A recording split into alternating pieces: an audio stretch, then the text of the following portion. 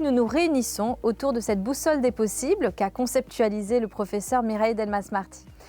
C'est un véritable héritage, immensément riche de par sa conceptualisation intellectuelle. Elle a créé, de manière absolument géniale, comment on pouvait humaniser la mondialisation, c'est-à-dire qu'elle a créé un nouvel humanisme juridique, car elle a constaté que nous avons atteint les limites de l'humanisme des Lumières. Humaniser la mondialisation pour vivre dans une mondialité apaisée, voici son message. Et c'est aujourd'hui à notre tour de poursuivre son œuvre. Mireille Delmas-Marty, dans la boussole des possibles, a identifié des vents contraires qui s'affrontent, comme la compétition contre la coopération, l'exclusion contre la coopération et la fraternité. Et elle explique que cette mondialisation, si on laisse un seul vent prendre la totalité du pouvoir, eh bien nous arrivons à une forme de dictature ou en tout cas une mondialisation qui n'est pas humanisée.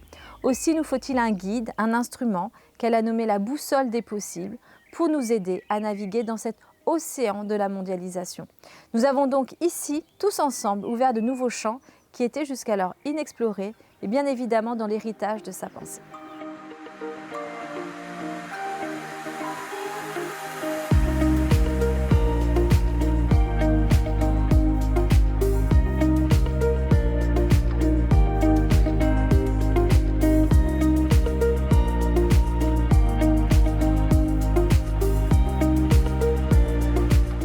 Quand Mireille, que je n'avais pas vue depuis 25 ans, dehors sur des marches d'escalier, m'a dit « Vous pourriez… Je viens d'écrire un livre qui s'appelle « Aux quatre vents du monde. Est-ce que vous pourriez penser à quelque chose dans la matière ?» J'étais en vêtements de maçon, où je travaillais. Je lui ai dit, Madame, vous êtes à Paris, si vous levez le doigt, vous aurez 100 artistes. Et là, comme elle avait vu ce que je faisais, Mireille avait des intuitions qui la dépassaient elle-même. Elle m'a dit, non, c'est vous. C'est comme ça que l'aventure a commencé. J'ai su tout de suite à quoi ça m'engageait, pas elle, parce que le travail sur la matière, il faut le faire. Alors, cet objet a été voulu ludique, éminemment pédagogique, mobile, comme la pensée de Mireille. Et c'est ce côté pédagogique dont j'ai découvert plein de facettes ici, pendant ce colloque. Je pense que ce côté pédagogique est capital, pas pour Mireille, puisqu'elle pensait sans cesse à comment sa pensée pourrait se concrétiser en toute modestie. Et je m'aperçois maintenant que moi aussi, j'étais dépassé, comment dire, j'ai dit à Mireille, moi je suis un petit garçon, est-ce que vous êtes une petite fille? C'est ce qui a noué notre symbiose. Bon, ça, elle n'avait pas l'habitude de ce genre de questions. Il dit oui. À partir de là, on était une petite fille et un petit garçon. Et on a fait ce qu'on a pu. À fond. Et avec pourtant des positions différentes par rapport à l'humanité. Mireille était espérante, ce qui m'a complètement, comment dire, ça m'épatait, quoi. C'est pour ça que ça s'appelle un objet manifeste, Parce que pour moi, c'est plutôt le manifeste d'une résistance.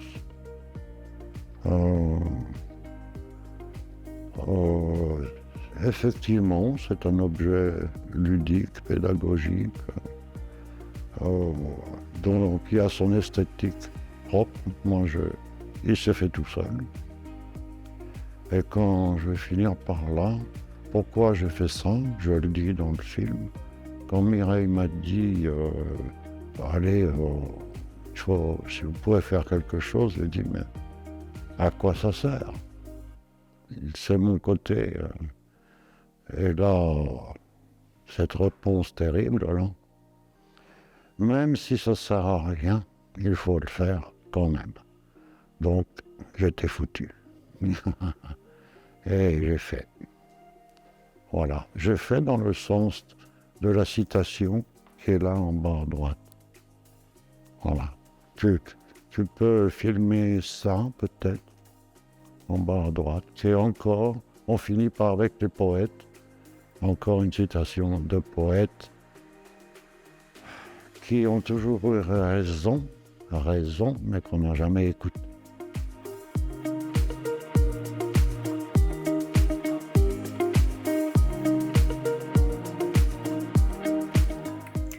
Je souhaite remercier les organisateurs du colloque, puisque ça a été un moment de grâce. Je leur suis très reconnaissante de m'avoir permis de vivre l'expérience Cerisy en hommage à la pensée de Mireille Delmas-Marty. Donc ça a été 4 jours merveilleux avec de très très belles rencontres, donc je me sens vraiment très chanceuse, humainement tout d'abord, et aussi en tant que chercheuse d'avoir pu faire partie de l'expérience. J'en ressors très très riche et je suis très contente de tous les possibles qui se dessinent pour l'avenir.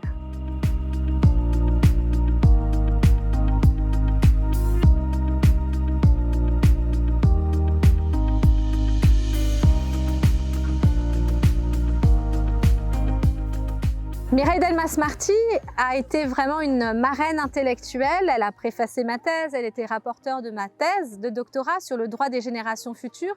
Et la boussole des possibles laisse une large place à la question du droit des générations futures. Ce petit souffle qui vient expliquer que nous sommes entrés dans une nouvelle ère de protection de la planète de manière transspatiale, transnationale et transespèce.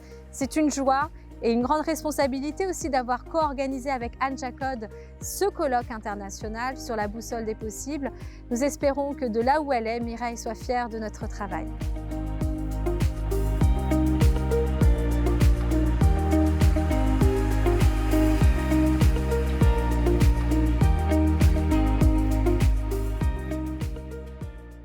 Cette conférence était un véritable moment de grâce culturelle, musicale, artistique, intellectuelle, à la fois ancrée dans le temps de multiples manières, mais aussi intemporelle.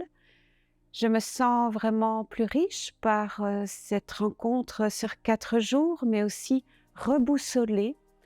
Cela valait vraiment la peine et j'espère revenir dans ce magnifique endroit avec cette communauté élargie à d'autres encore, puisque maintenant elle est créée.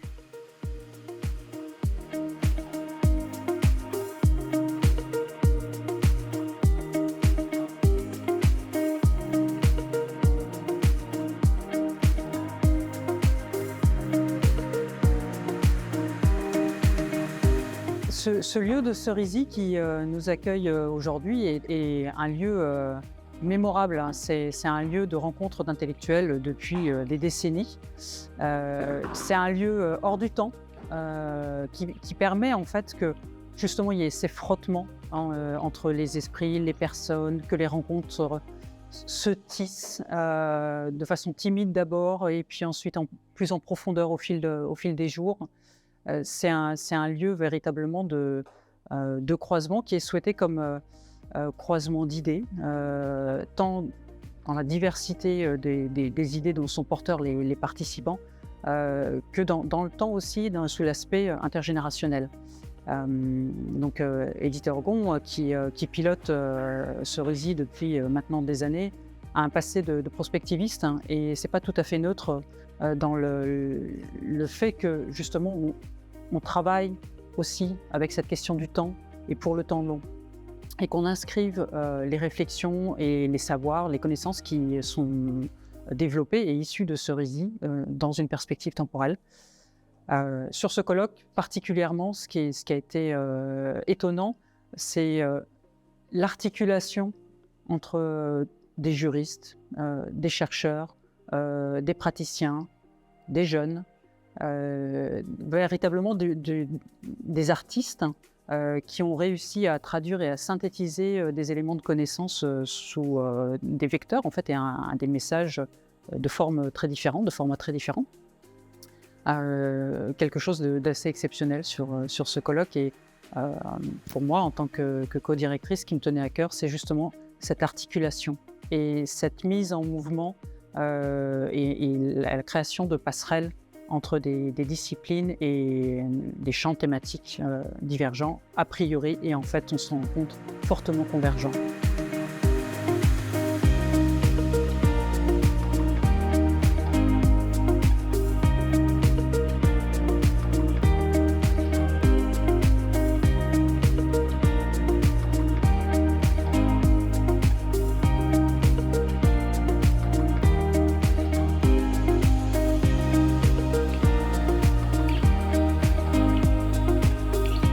J'étais déjà venu à Cerisy, donc je connais le lieu, je connais sa magie, je connais la capacité ici de créer un collectif, parce qu'il y a beaucoup de convivialité et beaucoup de sérieux dans une ambiance détendue, ce qui est en général ce qu'il y a de plus prolifique. Donc moi j'ai apprécié de rencontrer des personnes jeunes et moins jeunes, impliquées dans les questions de droit sur des sujets compliqués.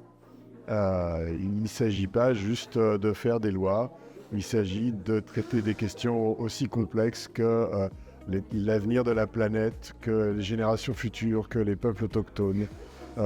Et tout ça, j'ai été admiratif de voir qu'il y a des personnes qui s'intéressent à ces questions. Moi, en tant que praticien des questions environnementales, des études d'impact, je me suis un petit peu ressourcé et je me suis rendu compte que le droit, c'était beaucoup plus puissant que ce que je connais dans ma pratique de textes qu'il faut appliquer parfois un peu bêtement. J'ai vu que ça pouvait être aussi une humanité, ce que finalement je découvrais. J'ai vu que c'était un sujet de recherche redoutable.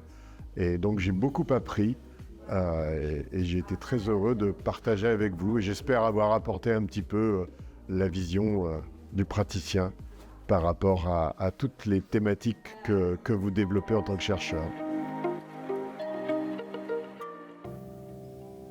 Alors, craignant que toutes les forces nées de la mondialisation se déchaînent les unes contre les autres, le petit souffle innommé osa prendre la parole.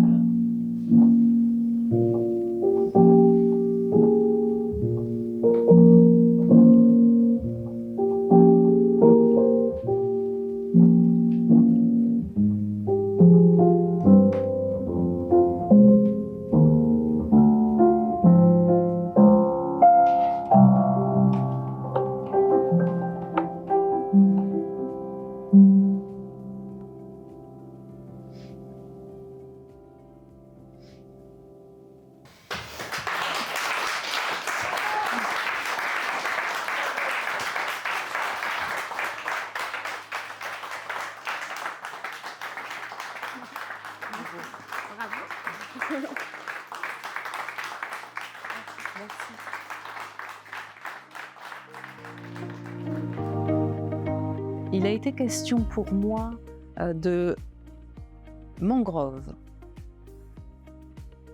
de végétal, d'aquatique, de lianage, de lien, de réciprocité, d'attention, d'écoute partagée, de vibration et de respiration commune. J'en suis très profondément reconnaissante à chaque personne présente. J'ai particulièrement été émue, évidemment, de l'accueil qui m'a été réservé. Je me suis sentie en bienveillance. J'ai senti que j'avais la place d'être moi-même et la place aussi de venir avec ceux qui m'ont précédé, ceux qui ont fait, ceux qui ont ouvert ma route, ceux qui m'ont permis d'être qui je suis. Je suis maman, j'ai pensé à ma fille, et j'ai pensé à ce qu'il m'est permis de semer depuis toutes ces rencontres, à partir de toutes ces rencontres. Mireille était avec nous. J'ai senti sa présence constante et son accompagnement qui va perdurer.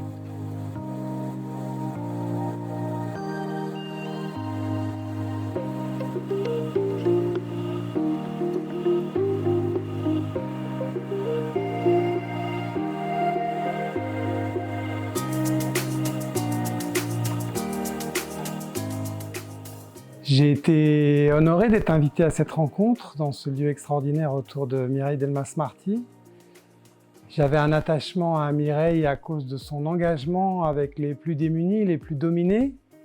Je connaissais cet engagement et je l'ai mieux compris ici, par l'accueil de tout le groupe, de cette question de construire une manière de vivre ensemble, construire une gouvernance mondiale ensemble.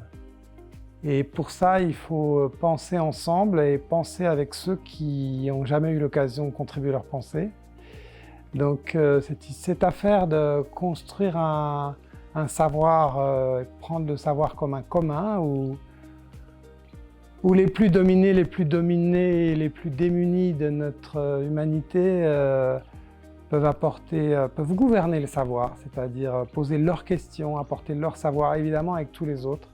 Pour moi, c'est un vrai encouragement de voir qu'on a pu se parler de ça et voir qu'on a été puisé dans des pensées de peuples dominés, démunis, la pensée d'Édouard Glissant, la pensée des peuples premiers. Je ne peux pas dire qu'Édouard Glissant soit compatible avec la notion de peuple premier, mais peu importe. Et puis la pensée de gens très pauvres avec qui j'ai passé ma vie, qui ont irrigué certaines des réflexions.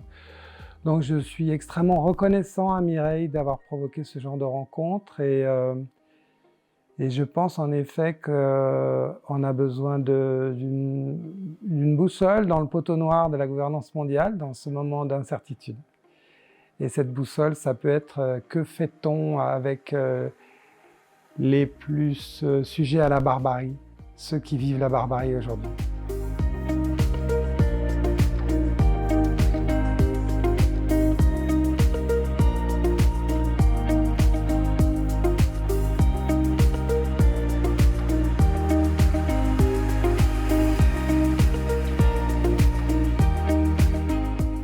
Merci à Mireille Delmas-Marty. Merci pour cette rencontre, merci pour cet écrin, merci pour ce que j'ai pu rencontrer de moi, de tout, d'un tout. Et j'ai rencontré des possibles. Et je crois que la boussole des possibles permet cela.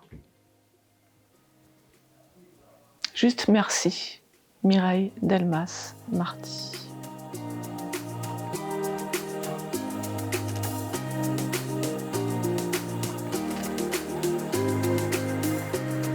Alors, ce que je peux dire dans le cadre de cette manifestation, les rencontres de Mireille, ou cette rencontre avec Mireille ici à Cerisy, autour de la boussole, autour de cette communauté scientifique, c'est simplement l'idée que la science ou la recherche est une démarche. Ce qui est fondamental dans le travail scientifique, c'est la démarche.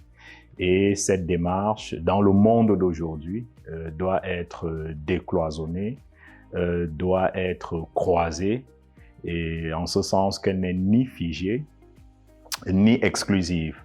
Et c'est principalement ce que je retiens parce que au gré des rencontres, au gré des échanges interculturels, interpersonnels, on voit à quel point certains outils qui a priori peuvent apparaître comme des outils de l'art, des outils du langage, peuvent être de puissants outils, de puissants vecteurs des démarches scientifiques. C'est ce que j'ai vu ici à Cerisy et qui me conforte dans l'idée que il n'y a pas une seule manière de faire la recherche scientifique, il n'y a pas une seule approche et qu'il faut se garder des diverses approches exclusives, il faut se garder des diverses approches dont le seul angle de vue est unidisciplinaire. Et donc, ça, c'est ce que je retiens le plus. La dernière chose que je pourrais dire, et qui justifie donc le fait que j'ai fait ce déplacement pour être à Cerisy, c'est que l'humanisme n'est pas une doctrine, l'humanisme n'est pas qu'une doctrine, n'est pas qu'une philosophie. L'humanisme, c'est une manière d'être, c'est une attitude, et c'est ce que nous avons vu ici. On a vu l'expression de l'humanisme dans le sens que, à mon avis, l'aurait souhaité Mireille.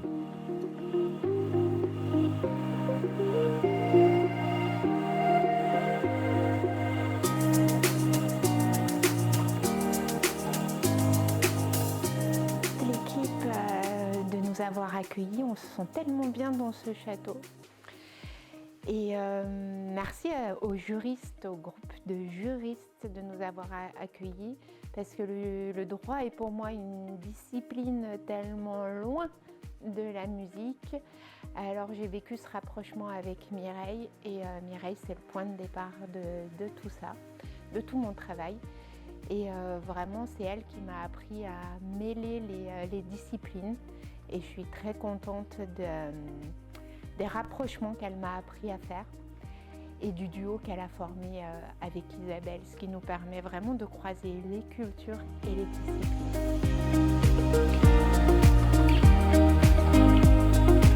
Donc en petit mot de conclusion, on arrive à la fin du colloque.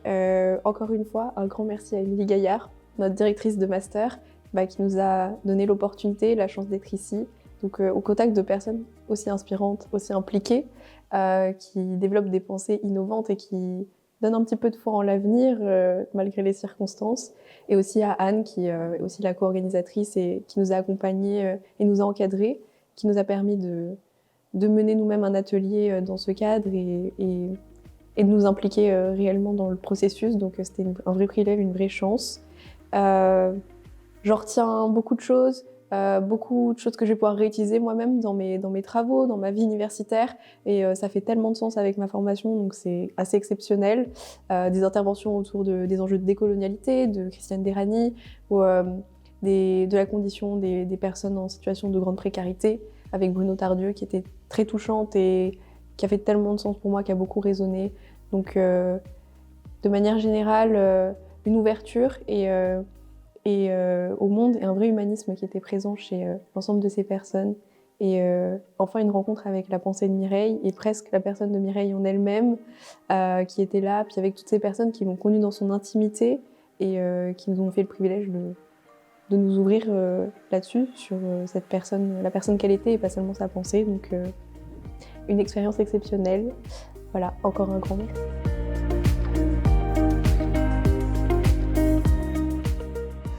À l'issue de ces 4 jours de colloque, vraiment nous sommes avec Anne Jacode et Libine absolument enchantés parce que nous avons exploré différents champs, différents domaines.